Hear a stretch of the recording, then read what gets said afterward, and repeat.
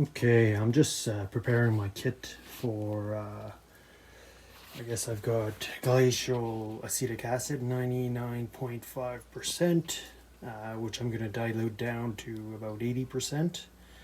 And then I'm going to treat some of those frames that I noticed had amoeba and nosema spores in the poop. The actual sick colony, I looked at the box and basically the frames are all moldy. Bees hardly consume any of the honey, so both boxes are still like 60 pounds, mostly honey. Most of it's gone fermented, so I'm not going to bother processing that because bee gut health is critical for wintering.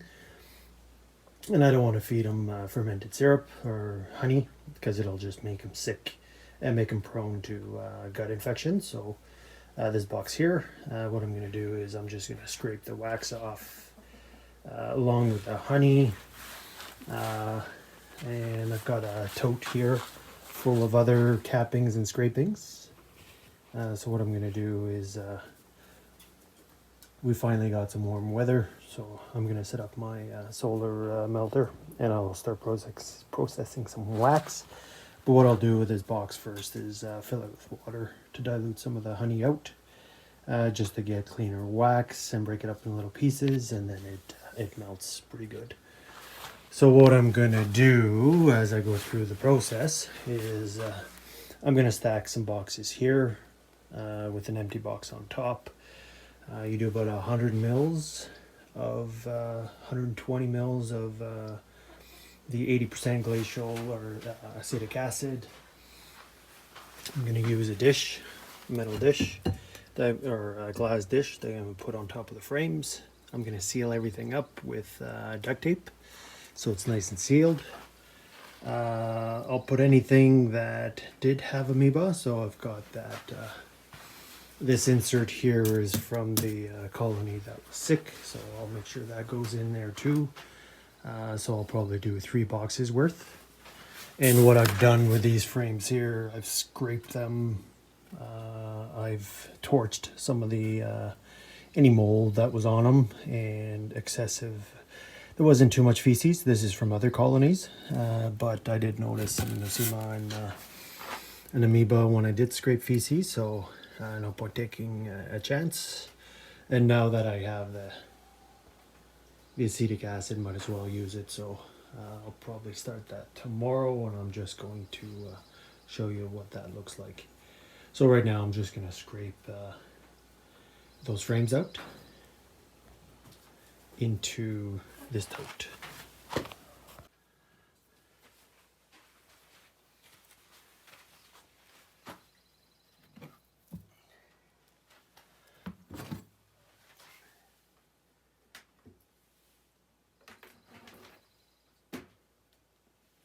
Like you can see, they consume the bottom of it. You can smell it, so it's slightly slimy. There's old pollen in there.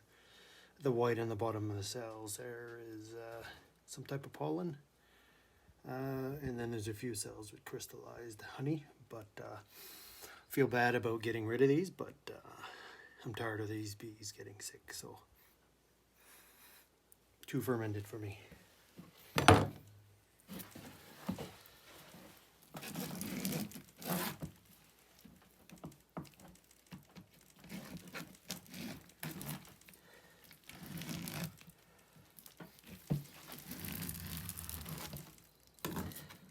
You can see how a lot of the honey is actually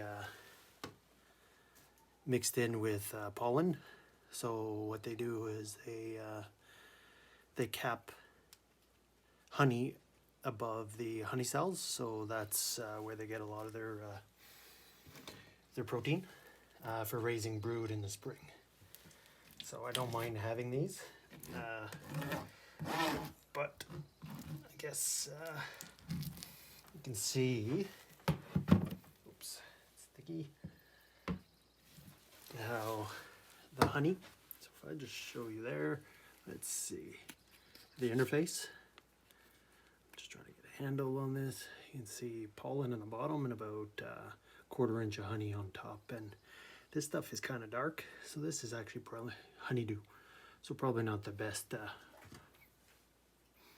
overwintering honey.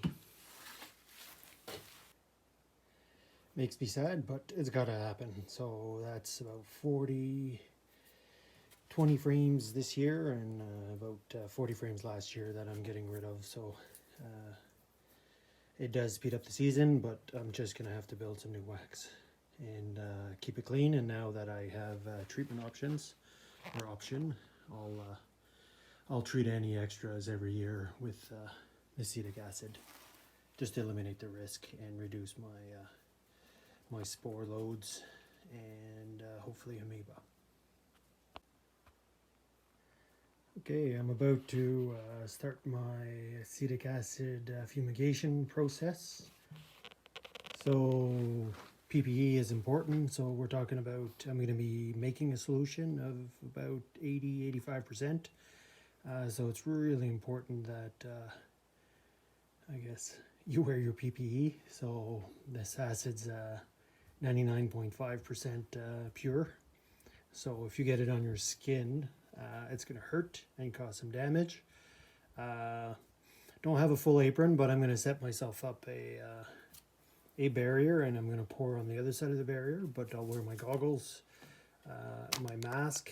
So make sure you've got organic acid chemical cartridges. The 3M thing works well. I've got I guess rubber gloves, latex gloves. It's important that you roll the sleeve up so that any dribbles don't run down your sleeve. I've got a work coat and I've got a fire hose or my garden hose just next to me, and I'll have a bottle of distilled water also quite handy. So what I'm going to do first is I'm going to tape all the seams in the boxes there. So everything's nice and sealed. I'll even tape the bottom there on top of the bubble foil wrap. Luckily the weather here is, it's going to be highs of mid-20s to high 20s for the next week, probably week and a half. So it'll be good for fumigation because I don't have a facility to do this. I'll do it in my open spot here, so everything's going to be sealed up so that there's plenty of ventilation. There's no dead air spots. So basically, and I don't tend to go back in the corner much, so I'll leave it there for about 10 days, and I'll just make sure I'll put a barrier in front of it so it can't get knocked out. But anyways, just so we know, I like keeping samples. So I've got this board here that was in the colony, and you can see there's streaks of feces. There's a bit of wax, propolis type stuff. So I'm going to keep that handy just for future analysis and samples. I'll put it in a plastic bag and store it so the bees can't get to it. But that's that.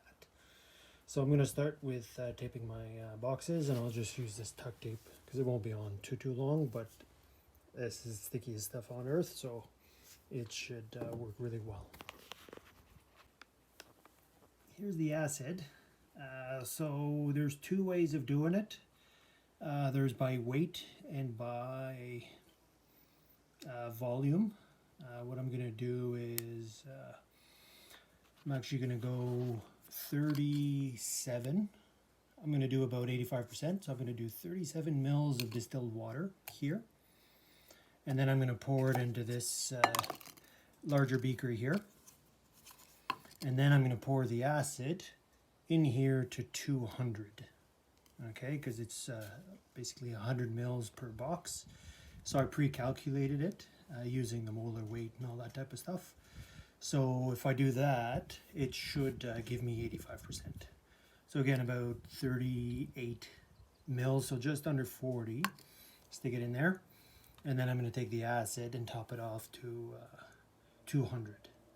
So one thing to note, you never put water in pure acid because it's exothermic, so it's going to generate a lot of heat, and there's a risk of explosion, and then you get acid in your face and all over the place. So by putting acid in water, basically the water helps keep the reaction cool. This is a small quantity, so it's not a big quantity, so it's fairly low risk. So again, I'll just do it one step at a time, and I'll try not to be clumsy, and I'm going to put my PPE on right now.